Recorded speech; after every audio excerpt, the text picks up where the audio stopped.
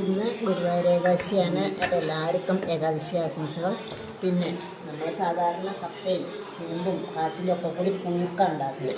ഇപ്രാവശ്യം പുഴുക്കുണ്ടാക്കിയാൽ കഴിക്കാൻ ആരുമില്ല. അപ്പോൾ നമ്മൾ കപ്പയും ചേമ്പും കാച്ചിലും ഒക്കെ കൂടി പുഴുങ്ങി നല്ലൊരു കാന്താരി സംബന്ധി അരച്ചു. നമ്മളിവിടെയൊക്കെ ഏകാദശിക്ക് ചെറിയുള്ളി കൂട്ടില്ല. ചെറിയുള്ളി നമ്മൾ പറയും മാംസാഹാരത്തിൽ പെട്ടതാണ് പറയും ചെറിയുള്ളി.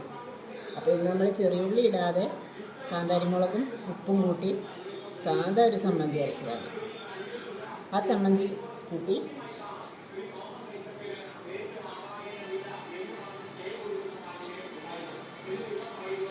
കേട്ടാ, ഇതാണ് നമ്മളെ കാന്താരി ചമ്മന്തി.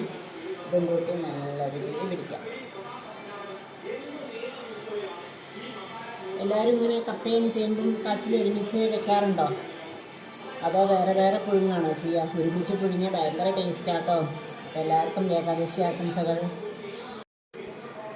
അപ്പം നമുക്ക് കഴിക്കാം. അപ്പം ചേമ്പ് തന്നെ ആവാം അല്ലേ? കുറച്ച് കാന്താരിമുളകൊക്കെ കൂട്ടി